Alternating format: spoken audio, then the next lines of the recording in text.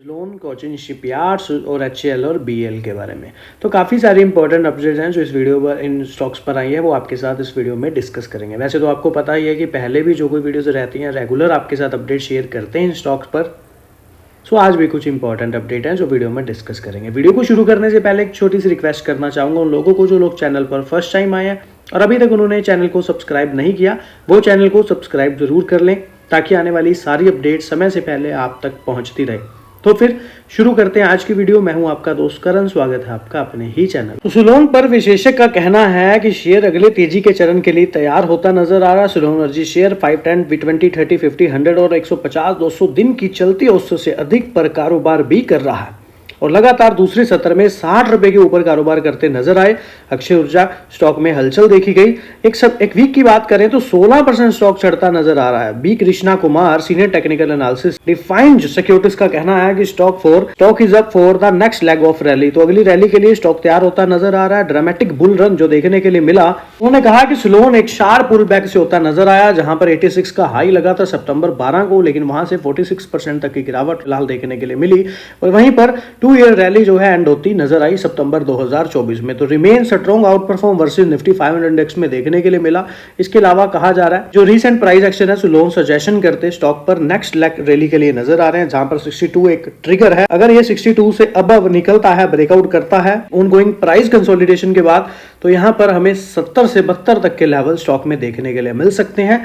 इसके अलावा भी यहां पर कहा जा रहा है कि जो ब्रेकआउट है 62 का, ये कमिटेड करेगा फ्रेश एक्सपोजर इन सुजलोन, और अगर ये बिलो 53 के नीचे क्लोज होता है तो एक मेजर साइन होगा वीकनेस का और वुड वारंट है reassessment of the bullish outlook. तो फिलहाल इनका यहां पर ऐसा कहना है।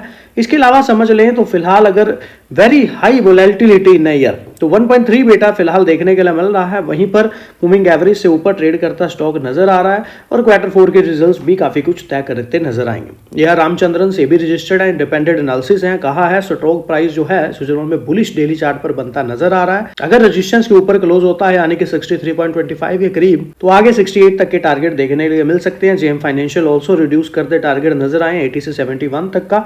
इसके अलावा भी उन्होंने वैसे कहा है कि मैन्युफैक्चरिंग कैपेसिटी जो है इंक्रीज होती है 3.15 से 4.5 गीगावाट की बात कही जा रही है। यह लक्ष्य काफी चीजें बताई जा रही हैं। जैसे तो मोतीलाल ओसवाल ने बाइंग की रेटिंग दी, जैसे कि कल भी डिस्कशन हुई थी, लेकिन सुलोन एनर्जी स्टॉक में कहा गया है कि सुलोन एनर्जी 17 देशों में 29 गीगावाट की स्थापना क्षमता के साथ पवन ऊर्जा में वैश्विक अग्रणी है। भारत में सुलोन एनर्जी 15 गीगावाट की उच्चतम स्थापित क्षमता के साथ एक शीर्ष पवन ऊर्जा सेवा प्रदाता है। सुलोन एनर्जी एक ऊर्जा के संरचना के साथ काम करती है जिससे इन हाउस R&D विनिर्माण सुविधाएं भी शामिल है। सुलोन एनर्जी का परिचालन पवन टरबाइन जनरेटर की बिक्री, परियोजना निष्पादन, फाउंड्री और फौजी घटकों और संचालन रखरखाव सेवाओं तक फैला हुआ है। मोतीलाल ओसवाल ने कहा है कि पवन ऊर्जा क्षेत्र में घरेलू निर्माताओं के माहौल अनुकूल है और खासकर सुलोन एनर्जी जो अपनी मौजूदगी के कारण भारतीय पवन ऊर्जा क्षेत्र में बढ़ती मांग का लाभ उठाएगी। भारत का 8 गीगावाट जो पवन ऊर्जा स्थापना यानी कि वित्त वर्ष 2027 में मानते हुए कि मोतीलाल ओसवाल का अनुमान है कि वित्त वर्ष 27 में सुलोन एनर्जी की ऑर्डर बुक या डिलीवरी 3.2 गीगावाट होगी। और इसी के साथ ब्रोकरेज ने यह भी कहा है कि सुलोन एनर्जी भारत की पवन ऊर्जा क्षमता पर एक महत्वपूर्ण दाव है। भारत का पवन ऊर्जा क्षेत्र पर्याप्त विकास क्षमता प्रदान करता है क्योंकि देश का लक्ष्य है 2030 तक अपनी स्थापित पवन ऊर्जा को वर्तमान यानी कि 48 गीगावाट से बढ़ाकर 100 गीगावाट करना है। और ब्रोकरेज ने कहा है कि सुलोन एनर्जी का अनुमान है कि वित्त वर्ष 25 में भारत की जो नई पवन ऊर्जा स्थापनाएं हैं यानी कि 4 गीगावाट वित्त वर्ष 26 में 6 और 27 में सालाना 7 से 8 गीगावाट तक पहुंच जाएगी। और इसने कहा है कि यह अवसर सुलोन एनर्जी के लिए जो ईपीएस और ओएमएस व्यवसाय को मजबूत वृद्धि के लिए तैयार करता है। इस पर आगे भी कुछ डिस्कशन की हुई है। और रैनम एनर्जी सर्विस भी आपको पता है कि जो अधिग्रहण से सुलोन एनर्जी की सेवा क्षमताओं का और भी विस्तार होगा और जिससे अन्य ओएम टर्बाइनों की आपूर्ति करने में भी सहायता मिलेगी। और भी कुछ पॉइंट्स हैं जो आगे डिस्कस किए हुए हैं जो कि मोतीलाल ओसवाल जी द्वारा ही कहे गए हैं। देखिए कहा जा रहा है कि सुलोन के शेयरों में आ सकती है तेजी, वो भी 30% तक की दिग्गज ब्रोकरेज ने दी है बाइंग की रेटिंग। और सुलोन एनर्जी के शेयरों में आई हालिया तेजी ब्रोकरेज फर्म मोतीलाल ओसवाल की एक रिपोर्ट के बाद आई है। मोतीलाल ओसवाल ने सुलोन के शेयरों पर अपनी बाइंग की रेटिंग दोहराई है और इसका टारगेट प्राइस 75 रुपए प्रति शेयर भी दिया है। ये बात वैसे पहले भी काफ़ी बार डिस्कस हुई है कि बहुत सारे ब्रोकरेज ने यहाँ पर टारगेट दिए हैं जो कि 70-75 तक दे रखे हैं लगभग। अब बात करते हैं कुछ रीजंस क्या हैं। तो रीजंस ये हैं कि मौजूदा स्तर से लगभग 30% की बढ़त की संभावना दिखाता है, और इसके अलावा मंगलवार क्लोजिंग प्राइस के आधार पर भी अनुमान लगाया गया। मोतीलाल ओसवाल ने अपनी जो रिपोर्ट है उसमें सरकार ने जो हाल ही में RLLM के ड्राफ्ट नोटिफिकेशन में घरेलू कंपोनेंट को अनिवार्य बनाने का प्रस्ताव रखा है। यह जो कदम है स्विच लोन के लिए मीडियम और लंबे समय के लिहाज से फायदेमंद साबित हो सकता है। इसके अलावा भी रिपोर्ट के अनुसार जो पावर प्रोजेक्ट डेवलपर्स सरकार से इस प्रस्ताव को लागू करने के लिए कुछ समय की मांग कर सकते हैं, लेकिन अधिकांश मार्केट एक्सपर्ट को भरोसा है कि यह मसौदा जल्द ही मंजूर किया जाएगा। मोतीलाल ओसवाल के अनुसार इस ड्राफ्ट नोटिफिकेशन के मंजूर होने के बाद 2 बड़े देखने को मिल सकते हैं। अगर मसौदा मंजूर होता है तो मीडियम टर्म में कंपटीशन में कमी आ सकती है और घरेलू कंपनियों को राहत मिलेगी। और भारतीय OEM फिलहाल केवल 50-60% ही नए ऑर्डर्स पर काबिज है। ऐसे में सोलोन की इंटीग्रेटेड मैन्युफैक्चरिंग क्षमता उसे बाजार में और हिस्सेदारी बढ़ाने में मदद कर सकती है। तो ये 2 बड़े कारण उन्होंने अपनी रिपोर्ट में शेयर किए। इसके अलावा भी उन्होंने यहाँ पर EPC ऑर्डर्स की भी बात करी।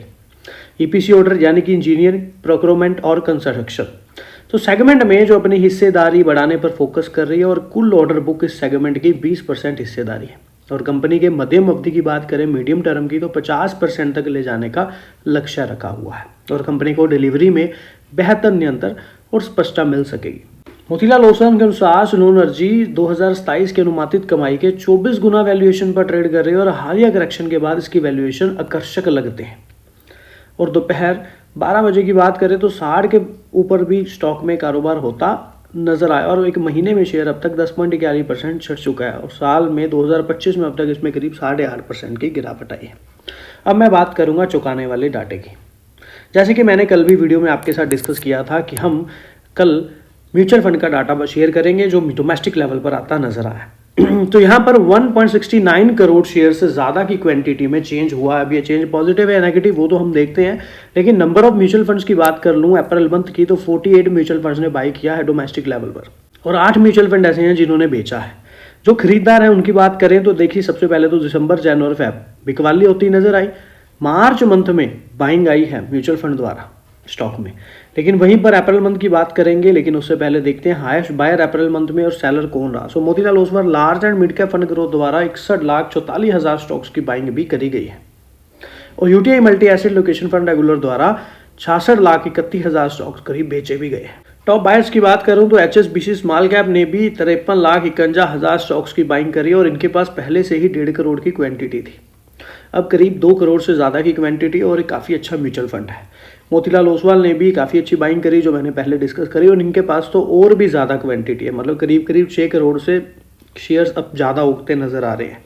इसके अलावा HSBC मल्टी कैप फंड द्वारा भी काफ़ी अच्छी क्वांटिटी यानी कि 31 लाख से ज़्यादा के स्टॉक्स बाइंग करे गए, और अब इनके पास करीब 1 करोड़ से ज़्यादा की क्वांटिटी होती नजर आई। यूटीआई मिड कैप फंड ने भी 25.5 लाख के स्टॉक करीब बाइंग करे, और 2 करोड़ से ज़्यादा की क्वांटिटी।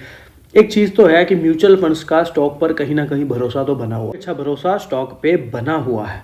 इसके अलावा बात कर लें तो Motilal Oswal focused ITI multi cap और कैनर रोबिको मर्जिंग द्वारा भी 24 लाख, 18 लाख के करीब और 14.5 लाख के करीब स्टॉक बाय किए गए हैं।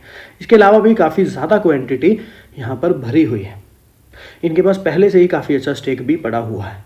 कुछ टॉपर सेलर्स की बात करूं तो यूटीआई मल्टी एसेट की बात तो हमने करी, इन्होंने तो पूरी की पूरी प्रॉफिट बुकिंग यहाँ पर करी है। महिंद्रा मनुलाइफ की बात करूं तो इन्होंने भी पूरी प्रॉफिट बुकिंग करी है, जहाँ पर 26 लाख के करीब स्टॉक्स की क्वांटिटी सेल की है। महिंद्रा मनुलाइफ अग्रेसिव फंड ने 18 लाख स्टॉक्स की सेलिंग करी है। Trust mutual fund flexi cap fund द्वारा भी 6,15,000 स्टॉक्स बेचे गए। इनके पास 18.5 लाख स्टॉक अभी भी पेंडिंग है। तो नो डाउट आपको समझ आ ही गया होगा कि बायर्स कौन है ज़्यादा या सेलर्स ज़्यादा हैं। सो जो भी है, ज़्यादा जो क्वांटिटी है यहाँ पर किसके द्वारा बाय करी गई है? चीन शिपयार्ड के बारे में। शेयर का भाव क्या 60% तक गिरेगा? एक्सपर्ट्स ने बताया ऐसा क्यों हो सकता है। तो सरकारी defence company Cochin shipyard limited के शेयरों में बीते 6 सत्रों में जबरदस्त तेजी आई है, लेकिन अब कोटक इंस्टीट्यूट इक्विटीज ने चेतावनी दी है स्टॉक में यहां से करीब 60% की गिरावट आ सकती है। बीते 6 ट्रेडिंग सेशनों में 35% का उछाल है। स्टॉक 2025 में अब तक 25% चढ़ चुका है, लेकिन अभी भी अपने ऑल टाइम हाई यानी कि 3000 के करीब से 35% से नीचे है। Cochin shipyard limited CSL Bharat सरकार के अधीन एक सार्वजनिक क्षेत्र की कंपनी जो जहाज बनाने, शिप बिल्डिंग और जहाजों की मरम्मत, रिपेयरिंग के काम में लगी हुई है। और यह देश की सबसे बड़ी शिप बिल्डिंग और शिप रिपेयर कंपनियों में से एक है। क्वार्टर 4 2025 नतीजे उम्मीद के मुताबिक, लेकिन मार्जिन उम्मीद से कमजोर रहे और उसकी वजह प्रोविजन ज्यादा होने को बताया है, लेकिन हालांकि अन्य आय से कुछ राहत मिली है। इन विक्रांत और विक्रमादित्य के रिपेयर ऑर्डर से सपोर्ट मिला है, लेकिन ये वन टाइम कॉन्ट्रैक्ट है जिसे भविष्य की ऑर्डर बुक को लेकर चिंता बनी हुई है। ये 2 साल में कोई बड़ा रक्षा ऑर्डर नहीं मिला। मुख्य ऑर्डर छोटे कमर्शियल शिपिंग या रिपेयर से जुड़े हैं। मीडिया रिपोर्ट के मुताबिक नौसेना अब 3 एयरक्राफ्ट कैरियर ऑपरेट करने की योजना छोड़ रही है और अब INS विक्रमादित्य के रिप्लेसमेंट के तौर पर दूसरी स्वदेशी कैरियर बनाने की योजना है। सो कोटक ने 26-27 के अर्निंग अनुमान से कमर्स 3 से 6% की कटौती की और डाउनसाइड करते हुए चेतावनी जारी की कि 830 से बढ़ाकर 850 का टारगेट किया। मौजूदा स्तरों से यानी कि 60% तक की गिरावट स्टॉक में संभव है। अन्य एनालिसिस की बात करें तो कुल 5 ब्रोकर्स में से 3 ने तो बाई रेटिंग दी है, 1 ने सेल और 1 ने होल्ड। सो कुल मिलाकर कोचिन शिपयार्ड का हालिया तेजी भरा प्रदर्शन पुराने रिपेयर कॉन्ट्रैक्ट्स पर टिका था जो अब खत्म हो रहे हैं। अगर नए डिफेंस ऑर्डर नहीं मिलते तो कंपनी की आमदनी और मुनाफे पर दबाव आ सकता है और कोटक जैसे ब्रोकरेज की चेतावनी इस ओर इशारा करती है कि मौजूदा उतरे भाव पर निवेशकों को सतर्क रहना चाहिए। तो ये है कोटक इंस्टीट्यूट इक्विटीज की रिपोर्ट जो यहाँ पर कोचिन शिपयार्ड पर आती नजर आई। इसके अलावा मैं एक और एडिशनल आपको चीज बता दूं, म्यूचुअल फंड का डाटा। म्यूचुअल फंड क्या कहता है, डोमेस्टिक लेवल पर म्यूचुअल फंड का इंटरेस्ट स्टॉक में क्या बना हुआ है। महीना चल रहा है मई का, यानी कि अप्रैल मंथ का डाटा अभी अपडेट हुआ है जिसमें 2,90,811 स्टॉक्स का चेंज आया है। ये पॉजिटिव है या नेगेटिव वो तो अभी हम देखेंगे, लेकिन 38 म्यूचुअल फंड ने बाय किया है और 6 ने बेचा है, जिसका मीनिंग है कहीं ना कहीं खरीदार बढ़े हैं, लेकिन जो क्वांटिटी बेची गई है वो ज्यादा है। जन फेब मार्च अप्रैल मतलब पिछले 4 महीनों से continuously profit booking mutual fund के द्वारा इस स्टॉक में देखने के लिए मिल रही है। एनालिसिस की बात कर लें तो स्ट्रॉन्ग सेल एक होल्ड और एक बाइंग की रिकमेंडेशन दे रहे हैं। सबसे पर्सनली मेरे को अच्छा ये लगा कि LIC का काफ़ी अच्छा स्टेक स्टॉक में बना हुआ है। डिविडेंड भी काफ़ी अच्छा कंपनी देती यहाँ पर नज़र आ रही है।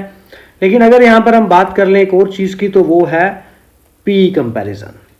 पीयर कंपैरिजन में समझें तो PE रेशो स्टॉक में काफ़ी ज़्यादा है। PE रेशो के अकॉर्डिंग समझें तो यहाँ पर स्टॉक फिलहाल महंगे वैल्यूएशंस पर देखने के लिए मिल रहा है। मुझे पर्सनली ऐसा लगता है according to the PE ratio. आपको क्या लगता है आप कमेंट करके बता सकते हैं। इसके अलावा शेयर होल्डिंग पैटर्न स्टॉक में नो डाउट अच्छा बना हुआ है। FI ने अपना स्टेक कम किया है, वहीं पर DI ने फिर अपना स्टेक काफ़ी ज़्यादा भी बढ़ाया है और पब्लिक का स्टेक काफ़ी अच्छा स्टॉक में बना हुआ है। पर मोटर्स की कुछ होल्डिंग कम हुई है। लगभग देखा जाए तो शेयर होल्डिंग पैटर्न काफ़ी अच्छा है। जून 2024 के बाद से अगले 9 महीनों में काफ़ी अच्छे शेयर होल्डिंग का जंप भी स्टॉक में आता नजर आया है। इसके बाद बात करेंगे जेफरीज के टॉप 3 डिफेंस स्टॉक, जाने HL, डाटा पैटर्न, BL के टारगेट प्राइस।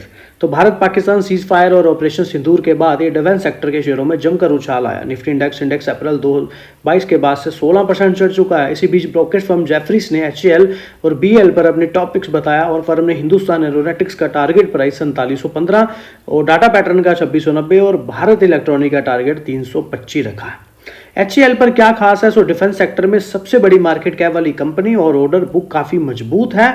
BL पर भी सरकारी ऑर्डर्स और टेक्नोलॉजी में एक्सपर्ट्स की बात कही गई। जेफरीज के मुताबिक साल 2014 से डिफेंस सेक्टर में मेक इन इंडिया को बढ़ावा मिला है, जिससे कंपनियों की कमाई में दोहरा अंकों मतलब डबल डिजिट की ग्रोथ आई है और डिफेंस बजट भी दिसंबर 2024 में 37% बढ़ा और मार्च 2025 में से 25% और बढ़ाने का टारगेट है। जेफरीज को उम्मीद है कि आने वाले कुछ सालों में इन कंपनियों के प्रॉफिट और शेयर धारकों को रिटर्न जबरदस्त बढ़ोतरी होगी। HCL की बात करें तो क्वार्टर 4 का जो प्रदर्शन रहा है, मार्जिन जेफरीज के अनुसार बेहतर है और रेवेन्यू कमजोरी को कवर भी करते नजर आए। वहीं पर कोचिन शिपयार्ड पर हालांकि यहां नतीजे कमजोर रहे हैं। इसके अलावा 2024 में दुनिया भर के डिफेंस खर्च में 9.4% की बढ़ोतरी हुई है, जो कोल्ड वार के बाद सबसे ज्यादा है। यानी कि यूरोप और UK ने तो रूस यूक्रेन युद्ध के बीच ट्रंप के मिलिट्री एड रोकने के बाद अपने डिफेंस बजट को बढ़ाने पर जोर दिया। तो इन चीजों के अकॉर्डिंग यहाँ पर जो ब्रोकरेज है इन स्टॉक्स पर बुलिश होते नजर आ रहे हैं। इसके अलावा भी एडिशनल कुछ चीज़ें देखें तो कहा जा रहा है कि PM मोदी ने कुछ यहाँ पर कहा था, तो प्राइम मिनिस्टर ने, तो यहाँ पर हमें HCL BL पर काफ़ी अच्छी चीज़ें देखने के लिए मिली। तो ये थोड़ा सा 5-10 दिन पुराना हो सकता है, लेकिन ये एक अपडेट थी। प्रधानमंत्री मोदी जी ने सोमवार को राष्ट्र के नाम अपने संबोधन की इस बात पर जोर दिया कि भारत ने आधुनिक युद्ध पर क्षमताओं का प्रदर्शन किया और कहा कि अब मेड इन इंडिया रक्षा उत्पादों का समय आ गया है। प्रधानमंत्री ने कहा कि भारत ने आतंकवाद के प्रति जीरो टॉलरेंस की नीति लागू की और स्वदेशी रक्षा क्षमताओं के बीच PM का जोर ऐसे समय में आया है जब भारत के घरेलू रक्षा उत्पादन में तेजी से ग्रोथ देखी गई है और आधिकारिक आंकड़ों अनुसार देश का डिफेंस मैन्युफैक्चरिंग वित्त वर्ष 24 में 1.27 लाख करोड़ तक पहुंच गया है, जबकि 2014-15 में 174% की वृद्धि, जो कि मुख्य रूप से मेक इन इंडिया पहल के कारण है। इसके अलावा भी देखिए एचएएल इस रिपोर्ट से भी राइज होता नजर आया कि गवर्नमेंट जो है प्लान करते डिफेंस बजट के लिए ओवर 7 लाख करोड़ या 2027 तक नजर आ सकते हैं, और अगर ऐसा होता है तो नो डाउट पहले इन स्टॉक्स में काफ़ी अच्छी रैली आ सकती है। बात कर लें म्यूचुअल फंड डाटा की, जो अप्रैल मंथ में अपडेट हुआ, तो एचएएल में काफ़ी अच्छी खरीदारी म्यूचुअल फंड द्वारा करी गई है, जबकि पिछले कंटिन्यूसली 4-5 महीनों से वो बेचते नजर आ रहे थे। इसके अलावा बीएल की बात करें तो 19 मई को कंपनी के रिजल्ट, साथ में डिविडेंड आता नजर आएगा। म्यूचुअल फंड आंकड़ों की बात करूं तो काफ़ी ज़्यादा स्टॉक्स में चेंज हुआ है, खरीदने वाले ज़्यादा हैं, लेकिन पिछले 4 महीनों में कंटिन्यूसली बीएल में भी हमें कुछ प्रॉफिट बुकिंग म्यूचुअल फंड द्वारा देखने के लिए मिल रही है। देखिए ब्रोकरेज के रडार पर हैं कुछ शेयर्स, समझें तो शेयर बाजार में उतार चढ़ाव जारी है, और इस बीच ब्रोकरेज फर्मों ने भी कुछ शेयरों पर अपनी रिपोर्ट जारी की है। ऐसे में टाटा पावर, आइशर मोटर या हिंदुस्तान एरोनॉटिक्स जैसे शेयर ब्रोकरेज हाउस के रडार पर आए, और कंपनियों ने मजबूत परिणाम, भविष्य के लिए अच्छे अनुमानों के साथ निवेशकों के लिए आकर्षक बन सकती है, और ब्रोकरेज फर्मों ने इन शेयरों पर अपनी रेटिंग के साथ ही टारगेट प्राइस भी बढ़ाया है। हिंदुस्तान एरोनॉटिक्स की बात करें तो क्वार्टर 4 रिजल्ट की घोषणा की, और ब्रोकरेज हाउस नोमुरा ने इस पर बाय रेटिंग बनाए रखते टारगेट प्राइस 4700 रखा। कहना है कि कंपनी का Q4 परफॉर्मेंस बहुत मजबूत था, और कंपनी का ऑर्डर बुक भी मजबूत है। वे मानते हैं कि कंपनी 26-27 में अच्छा प्रदर्शन कर सकती है। इसके अलावा भी समझे तो फाइटर प्लेन बनाने वाली कंपनी का शेयर खरीदें। देखिए मजबूत ऑर्डर बुक है, एचएएल के पास 1.84 ट्रिलियन का ऑर्डर बैकलॉग है, जिससे आने वाले वर्षों में कमाई की स्थिरता बनी रहेगी। कंपनी के पास 1.40 लाख करोड़ की टेंडरिंग संभावनाएं हैं, जिसमें भविष्य की ग्रोथ को मजबूती मिलेगी। एचएएल का ऑपरेशन प्रदर्शन मजबूत रहा और बैलेंस शीट में लगातार सुधार हो रहा है। मार्च 2025 में समाहित तिमाही के कंपनी ने 3976 करोड़ का नेट प्रॉफिट दर्ज किया, और कंपनी ने 2 साल में 220% का शानदार रिटर्न दिया, और स्टॉक अभी 26-27 की आय के अकॉर्डिंग 37x या 31x पर ट्रेड कर रहा है, जो कि दीर्घकालीन निवेशकों के लिए अच्छा मौका हो सकता है, यानी कि वैल्यूएशन में मौका है। देखिए एचएएल के जो है अनुमान से बेहतर रहा है एचएएल का मुनाफा, तो रिजल्ट्स कंपनी के आते नजर आए हैं। क्वार्टर 4 के जो नतीजे जारी हुए उसमें मुनाफा जो है 3977 करोड़ रहा, जो कि बाजार के अनुमान 2577 करोड़ से बेहतर रहा है, और सालाना आधार पर देखा जाए तो यह मुनाफा 4309 करोड़ से घटकर 3977 करोड़ पर आ गया, यानी कि 7.7% की गिरावट हुई है। अगर बात करें बाजार के अनुमान की तो काफ़ी अच्छा है, अगर वैसे ईयर ऑन ईयर देखें तो 7.7% की गिरावट है। और आय में भी इस बार देखिए 13,700 करोड़ रही, जबकि अनुमान 13,118 करोड़ का था। एक साल पहले समान तिमाही में यह आंकड़ा 14,770 करोड़ के करीब था, जिससे साफ है कि आय में भी करीब 7.2% की कमी भी आई है। ईबिटा यानी कमाई से पहले के परिचालन लाभ की बात करें तो 5,295 करोड़ रही, जो पिछले साल 5,906 करोड़ से कम है।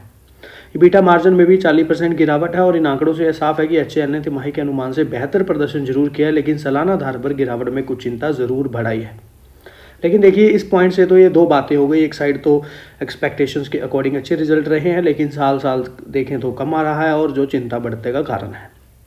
इस बावजूद कंपनी की मार्जिन स्थिति अब भी मजबूत है, जिससे संकेत मिलता है कि उसकी लागत नियंत्रण रणनीति अब भी प्रभावी है, क्योंकि रक्षा और एरोस्पेस क्षेत्र में एचएएल की मजबूती स्थिति को देखते हुए आने वाले महीनों में ऑर्डर बुक, रणनीतिक प्रोजेक्ट की स्थिति इस प्रदर्शन को आगे किस दशा में ले जाएगी, इस पर नजर रहेगी। स्वाई में गिरावट है, ईबिटा में गिरावट है, ईबिटा मार्जिन भी घटा है, सालाना मुनाफा भी यहाँ पर जो है नेट प्रॉफिट 8,364 करोड़ रहा, जो पिछले साल 7,620 करोड़ था, यानी कि सालाना आधार पर हल्की बढ़त देखने के लिए मिली।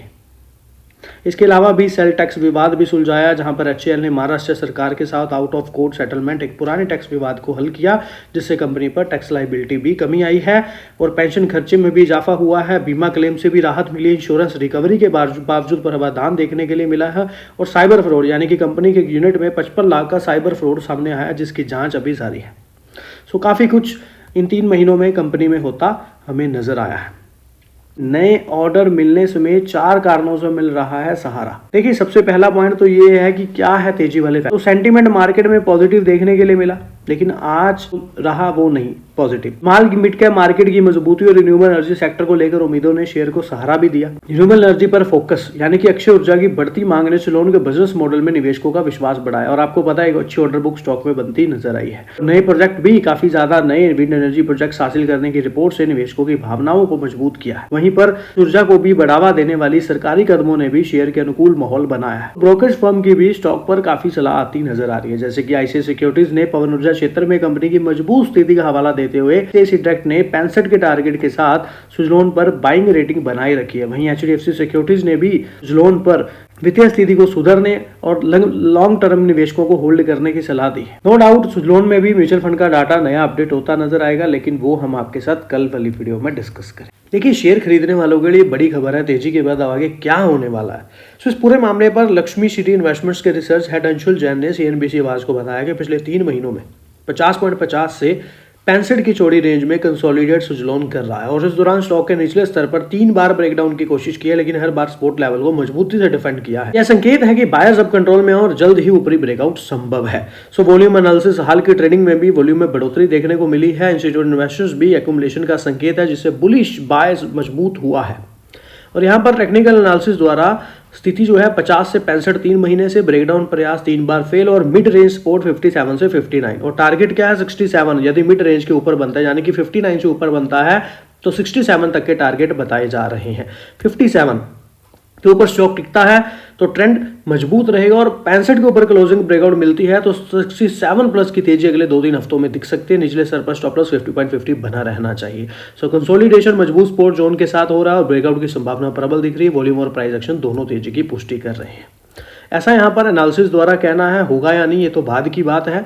इसके अलावा समझें तो और भी कुछ एनालिसिस है जहां पर सुज़लोन पर टारगेट देते नजर आ रहे हैं, जो कि यहाँ पर leading brokerage firm Motilal Oswal द्वारा यहाँ पर कुछ स्टॉक्स पर टारगेट दिए जा रहे हैं, जहां पर renewable energy stock deliver 41% upside की बात कही जा रही है, जहां पर 52.63 से काउंट किया जा रहा है और 75 तक के टारगेट मोतीलाल ओसवाल द्वारा भी स्टॉक पर दिए जा रहे हैं। एक साइड यहाँ पर बात करें, अगर हम यहाँ पर रिकमेंडेशंस की बात करें 9 एनालिसिस के द्वारा, तो 8 यहाँ पर बाइंग के लिए हैं और 1 होल्ड के लिए।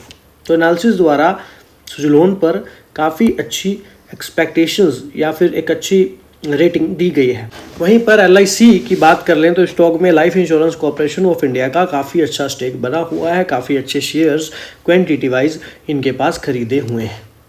बात कर लें डिविडेंड की तो नो डाउट सुज़लोन में कभी डिविडेंड भी देखने के लिए हमें मिल जाया करता था, जो कि 2006, 7 और 8 में कंपनी डिविडेंड भी पे करती नजर आई। इसके अलावा नो डाउट 70 से 71 तक के टारगेट मोतीलाल ओसवाल, जियोजीत, BNB परिवार द्वारा स्टॉक में दिए गए। इसके अलावा समझें तो ट्रेंड क्या है और क्या अच्छा वर्किंग करता, 7 फैक्टर्स नजर आ रहे हैं। ROC देखें तो हाईएस्ट है, कैश एंड कैश इक्विवेलेंट्स अच्छे होते नजर आ रहे हैं, net sales, PBDIT, PBT less OQ, profit after tax, earning per share, तो ऑल ओवर हमें यहाँ पर सारे फैक्टर अच्छे होते फिलहाल नजर आ रहे हैं, जो कि अच्छे वर्क करते नजर आ रहे हैं। कंपनी के जो रिजल्ट्स हैं इस महीने के एंड पे देखने के लिए मिल सकते हैं।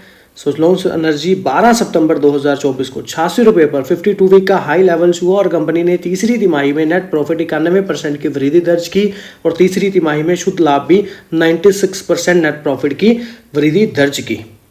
अब देखना ये होगा कि अब के रिजल्ट्स में कंपनी कैसा रिएक्ट करती है या फिर कैसे रिजल्ट्स अनाउंस करती है, कैसे इनकम या नेट प्रॉफिट आता है। सुज़लोन एनर्जी के रीसेट शेयर होल्डिंग पैटर्न देखें तो FII ने इस वित्त वर्ष में लगातार अपनी पोजीशन स्टॉक में बढ़ाई है। फिलहाल सुज़लोन में FII के पास 23% की होल्डिंग है, जिसके तहत 400 करोड़ से अधिक इक्विटी शेयर FII के पास है। तो काफ़ी बड़ी यहाँ पर अमाउंट्स के अधिक शेयर जो हैं FII के पास बनते नजर आ रहे हैं। इसके अलावा भी कुछ महीनों में सुज़लोन के शेयर प्राइस में कुछ गिरावट जरूर आई है, लेकिन स्टॉक में आने वाले दिनों में कुछ बढ़त होने की उम्मीद है, क्योंकि कंपनी ने पिछले 5 वर्षों में 19.70 CAGR की अच्छी लाभ वृद्धि दर्ज की है, जो अगली तिमाही में भी कंटिन्यू रह सकता है। बाकी ये तो खैर कंपनी के रिजल्ट्स ही बताएंगे कि किस तरह का सिनेरियो है, पर हाँ एक चीज़ क्लियर है कि कंपनी की ऑर्डर बुक काफ़ी अच्छी होती है, हमें नजर आ रही है। सबसे पहले देखिए, आपको पता है हरित ऊर्जा के जो पोर्टफोलियो है उसमें भी खरीदारी सुज़लोन की बढ़ती नजर आ रही है और वित्त वर्ष 2025 में एक मजबूत ऑर्डर बुक और निष्पादन की उम्मीद की जा रही है, जबकि ऑलरेडी कंपनी के पास काफ़ी अच्छी ऑर्डर बुक बनी हुई। अक्षय ऊर्जा PSU में पॉजिटिव गति होती नजर आ रही है और यहाँ पर अगर आप समझें तो निवेशकों की भावनाओं को भी बढ़ावा मिलता नजर आ रहा है। निवेशकों की भावनाओं को बढ़ावा इस तरह मिल रहा है कि यहाँ पर खुदरा जो निवेशक है, रिटेल निवेशक हैं, यहाँ पर एक अच्छी दिलचस्पी सुजलोन में बनती नजर आ रही है कि पॉजिटिव मध्यम अवधि के दृष्टिकोण से समर्थित है।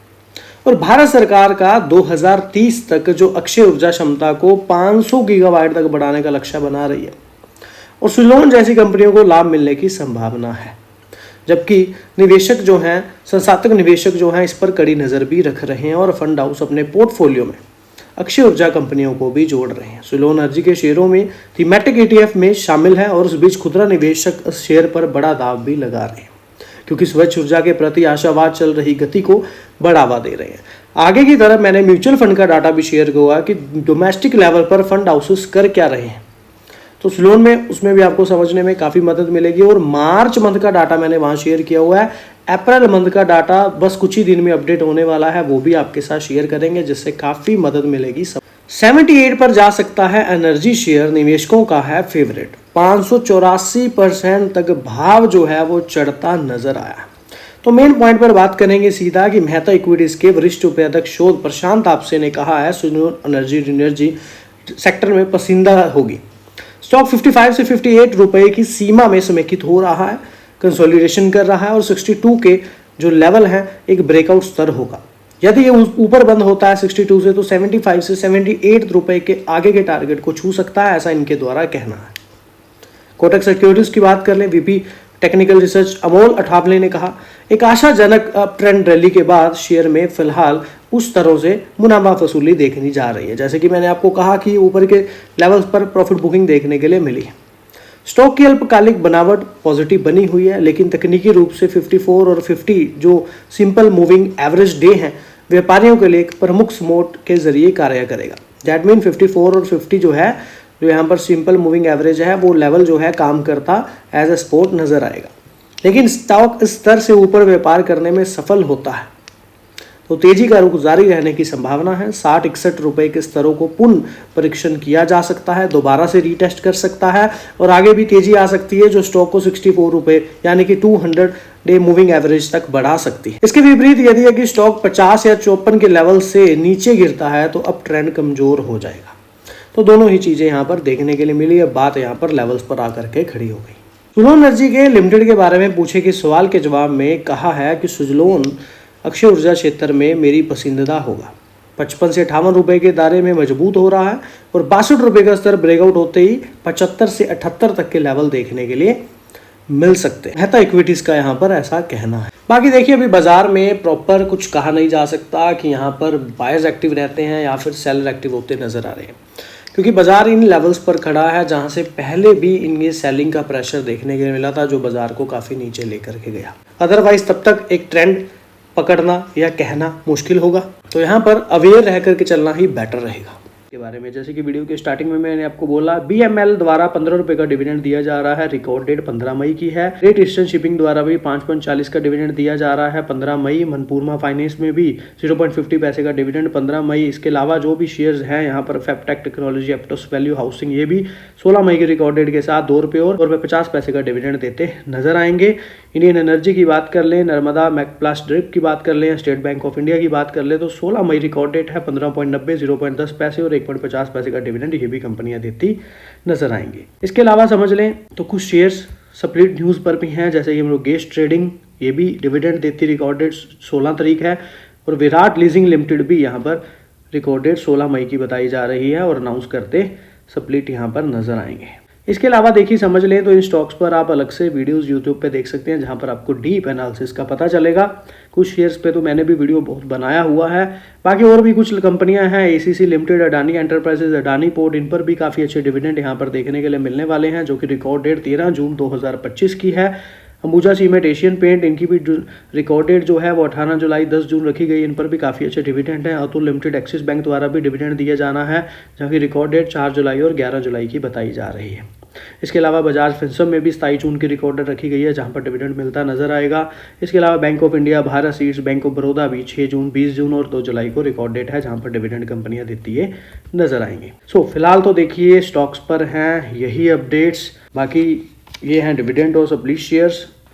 वीडियो अच्छा लगा तो चैनल को सब्सक्राइब जरूर कर लेना है। वीडियो आपने बनाया है एजुकेशन पर्पस के लिए। किसी भी तरह का डिसीजन ले, निवेश करे, फाइनेंशियल एडवाइजर की सलाह पहले ले, बड़ी बात खुद स्टडी जरूर किया करे। चैनल पे सभी लोगों का तहे दिल से धन्यवाद। मिलते हैं ऐसे एक और वीडियो के साथ। बजाज फाइनेंस का डिविडेंड रिकॉर्ड डेट 30 मई बताई जा रही है, जहां पर 44 रुपए पर शेयर दिखता नजर आएगा। इसके अलावा इन्फोसिस भी 30 मई के रिकॉर्ड डेट के साथ 22 रुपए पर शेयर डिविडेंड देने की बात करेगी। इंडियन एनर्जी एक्सचेंज लिमिटेड की बात कर लें तो 1.5 रुपए का डिविडेंड 16 मई की रिकॉर्ड डेट बताई जा रही है।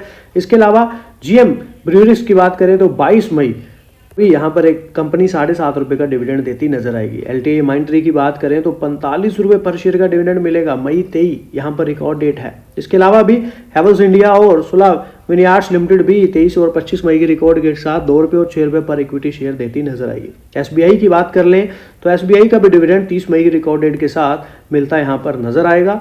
टाटा पावर कंपनी के कल शानदार रिजल्ट्स के बाद कंपनी ने यहाँ पर जो डिविडेंड है वो यहाँ पर रिकॉर्ड डेट 20 जून रखी है, लेकिन यहाँ पर 4 जुलाई को जो 2025 को होने वाली कंपनी की 106वीं वार्षिक आम बैठक है, जो कि एजीएम शेयर धारकों की मंजूरी के साथ चलती नजर आएगी, अधीन है।